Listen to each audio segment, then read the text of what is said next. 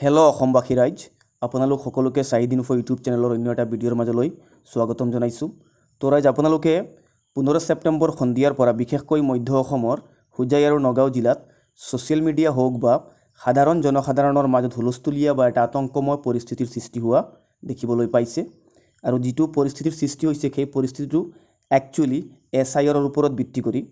কোনোবাই কৈছে SIR নামৰ নাটক আৰম্ভ হৈছে, কোনোবাই কৈছে প্ৰশাসনে SIR প্ৰক্ৰিয়া গোপনে আৰম্ভ কৰিছে। অন্যফালে হোজাই জিলা আৰু নগাঁও DC অফিচৰ পৰা SIR যে অসমত আৰম্ভ হ'বলৈ গৈ আছে তাৰ আভাস পোৱা গৈছে। কিন্তু আকৌ অসমৰ মাননীয় মুখ্যমন্ত্ৰী ডক্টৰ হিমন্ত বিশ্ব শৰ্মা ডাঙৰীয়াই ক'লে অসমত SIR নহ'ব বুলি। তো ৰাইজ, আচলতে কি চলি আছে এইবিলাক হোজাই আৰু নগাঁও জিলাত বা মধ্য অসমত গোটেই দিনজোৰা বা বিভিন্ন ঠাইত ৰাতি বিভিন্ন জেগাত কাম চলি থকা দেখিবলৈ পৰিলক্ষিত হৈছে। আপোনালোকে এই গোটেইখিনি তথ্য আজিৰ এই ভিডিঅ'টো জানিবলৈ পাব। আপোনালোকে ভিডিঅ'টো স্কিপ নকৰাকৈ একেবাৰে শেষলৈকে চাই থাকক। আৰু যদি আমাৰ চেনেলটোলৈ প্ৰথমবাৰ আহিছে, আমাৰ চেনেলটো ছাবস্ক্ৰাইব কৰিবলৈ নাপাহৰিব, কাৰণ আমি সদায় এনেকুৱা ধৰণৰ হেল্পফুল ভিডিঅ' আপোনালোকৰ কাৰণে আপলোড কৰি থাকোঁ।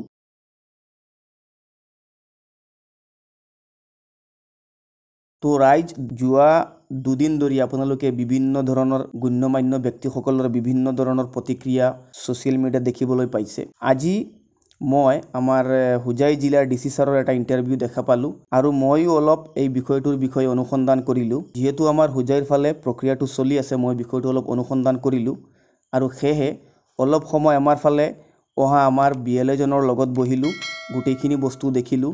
দেখি বা পৰ্যবেক্ষণ কৰি গম পালোঁ যে এই প্ৰক্ৰিয়াটোত ভোটাৰসকলক দুটা কেটাগৰীত বিভক্ত কৰা হৈছে।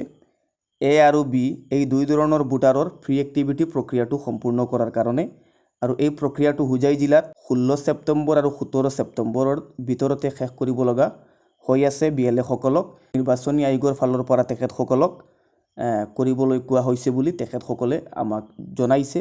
তো বন্ধুসকল, একচুৱেলি এই যিটো প্ৰক্ৰিয়া যাক আমাৰ হোজাই জিলাৰ DC ছাৰে প্ৰি এক্টিভিটি বুলি কৈছে, আৰু এই প্ৰি এক্টিভিটিত ভোটাৰসকলক A আৰু B দুটা কেটাগৰীত বিভক্ত কৰা হৈছে।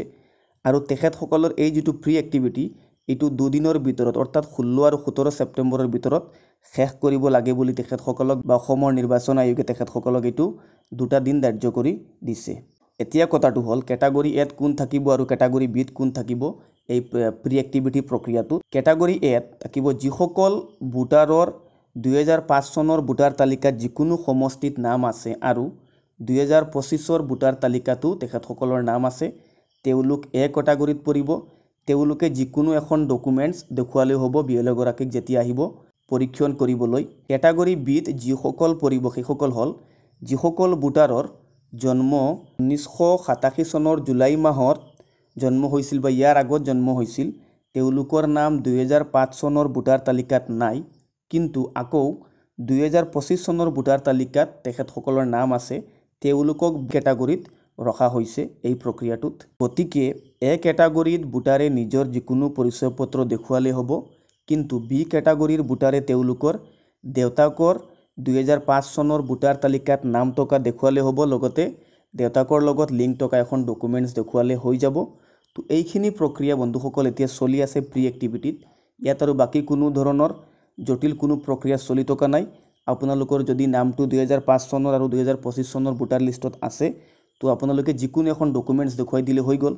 কিন্তু যদি আপোনাৰ নামটো 2005 চনৰ ভোটাৰ লিষ্টত আছে কিন্তু 2025ত নাই, কিবা এটা কাৰণত নামটো কাটি গ'ল, কৰ্তন হৈ গ'ল, তো আপোনালোকে 2005 চনৰ ভোটাৰ লিষ্টখন দেউতাকৰ নাম থকা লিষ্টখন দেখুৱালে হ'ল, লগতে আপোনালোকে দেউতাকৰ লগত লিংক থকা যিকোনো এখন ডকুমেণ্টছ দেখুৱালে হৈ গ'ল। ইয়াত আৰু কোনো ধৰণৰ নথিপত্ৰ আপোনালোকে এতিয়া দেখুৱাব নালাগে। এই নথিপত্ৰখিনি পালে মই দেখা মতে কৈ আছোঁ, BLA সকলে তেখেতসকলক যিবিলাক লিষ্ট লৈ আহে তাত A আৰু B লিখি লৈ যায়, বাকী আৰু কোনো ধৰণৰ ইয়াত নথিপত্ৰ দেখুৱাব নালাগে। তো বন্ধুসকল, এইটো আছিল আজিৰ ভিডিঅ'। আশা কৰোঁ আপোনালোকৰ কাৰণে ভিডিঅ'টো লাভদায়ক হৈছে। যদি ভিডিঅ'টো আপোনালোকৰ কাৰণে লাভদায়ক হৈছে, আমাৰ চেনেলটো ছাবস্ক্ৰাইব কৰিবলৈ নাপাহৰিব, কাৰণ আমি সদায় এনেকুৱা ধৰণৰ ভিডিঅ' আপোনালোকৰ কাৰণে আপলোড কৰি থাকোঁ। আৰু বন্ধুসকল, এই যি প্ৰি এক্টিভিটিৰ যি নটিফিকেশ্যন BLA সকলক দিয়া হৈছে সেইখন মই এই ভিডিঅ'টোৰ ডেছক্ৰিপশ্যনত দি দিছোঁ।